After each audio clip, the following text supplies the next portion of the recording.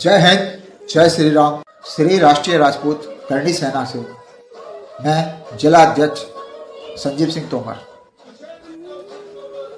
University grant commission के सख्त खिलाफ हूँ और इस तरह के दूसरी कानूनों के खिलाफ भी हूँ। पहले महिलाओं को इतने अधिकार दे दिए कि उन्होंने पुरुषों का जीना मुश्किल कर दिया। उसके बाद SC ST को इतने अधिकार दे दिए कि उन्होंने दूसरे लोगों का शोषण करना शुरू कर दिया। कुछ समुदाय विशेष को इतने अधिकार दे दिए कि उन्होंने सभी सनातनियों का जीना मुश्किल कर दिया।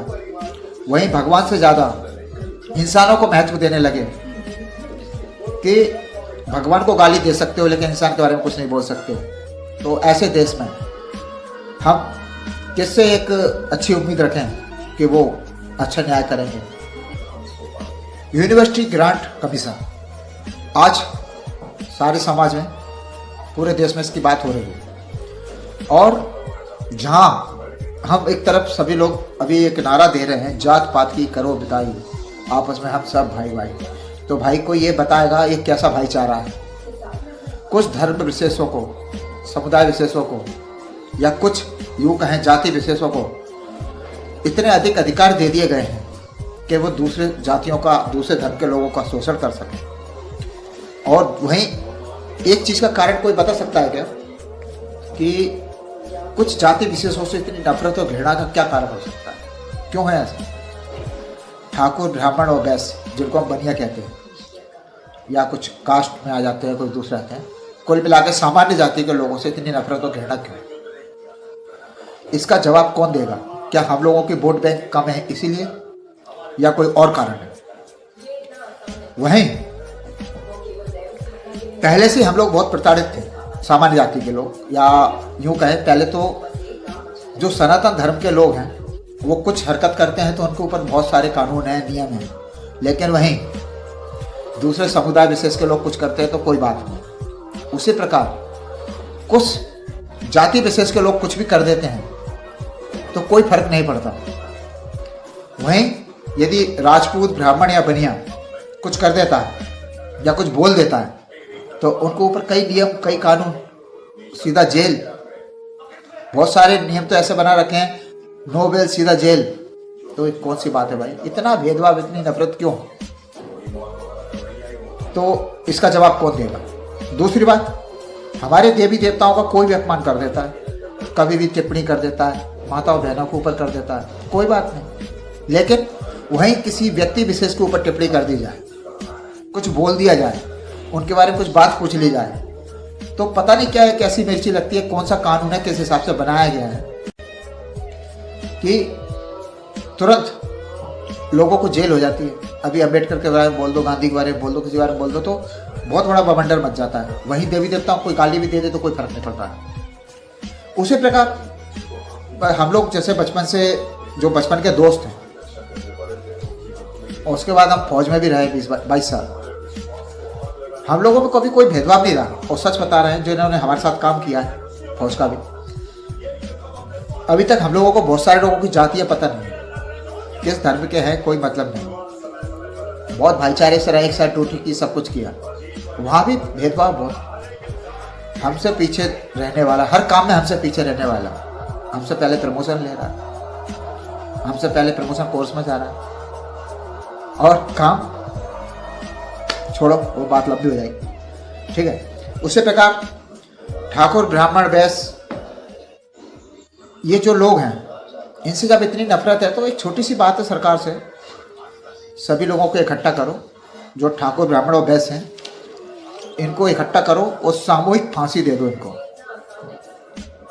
और जो बच्चे पैदा होते हैं, अपन टीका लगाते हैं ना उनको, कुछ खसरे के, कुछ जो बूस्ट डोज लगाते हैं बीमारी से बचाने के लिए, वो मत लगाओ, सीधा जहर का इंजेक्शन लगा दो। सामान्य जाति के लोग हो, ऐसे लोगों को वहीं निपटा दो। ऐसे तिल तिल करके मारने से कोई फायदा नहीं। अभी आप शिक्षा के क्षेत्र में भेदभाव और ज़्यादा बढ़ाने वाले हैं। क्या मतलब है? कोई यदि झूठी खबर दे देगा उस पर कानून है, लेकिन आंखों से देखते हुए बात का कोई कानून नहीं। हर जगह इतना भेदभाव, नफरत क्यों? क्या आप लोग घृणा युद्ध कराना चाहते हैं? ये कौन सी संविधान है जिसमें समान अधिकार है ही नहीं? मतलब समझ में नहीं आता आप लोग क्या करना चाहते हो। आरक्षण का लाभ दो, कोई बात नहीं, तो फिर उस आरक्षण का लाभ जिस स्तर से आप देते हो, तो जैसे हम आर्मी में रहते हैं तो यो तो होता है ना, तो सबसे पहले आरक्षण वालों के आगे भी SC, फिर ST, फिर OBC, उनको युद्ध में करने दो। और जनरल कास्ट वाले तो आपके नज़र में कुछ है नहीं, तो उनको चुपचाप अपने कैंप में ड्यूटी करने दो, ऑफिस वगैरह में, ठीक है। अब ये बताओ कि उसी हिसाब से यदि आप आरक्षणों के लाभ दे रहे हो, देते रहो, जाति विशेष को लाभ दे रहे हो, तो अब एक काम और कर लो कि जो प्रधानमंत्री और राष्ट्रपति की सुरक्षा में जो सिक्योरिटी लगती है ना, उसमें भी सबसे पहले SC को मौका मिले, फिर ST को मौका मिले, फिर उसके बाद OBC को। जनरल कास्ट वालों पे बिल्कुल विश्वास मत करो आप लोग, तो उन्हीं लोगों से आप सिक्योरिटी कराओ, उन्हीं लोगों से आप इलाज कराओ। मैं यहाँ एक चीज़ स्पष्ट करना चाहता हूँ, मैं ना तो देशद्रोही हूँ, मैं भी देश से उतना ही प्यार करता हूँ बल्कि आप लोगों से ज़्यादा करता हूँ, ना किसी जाति विशेष के प्रति मेरे मन में कोई घृणा है या नफरत है। हम लोग बहुत अच्छे साथ में रहते हैं और बढ़िया रहते हैं, ये पूरी राजनीति है और कुछ नहीं है।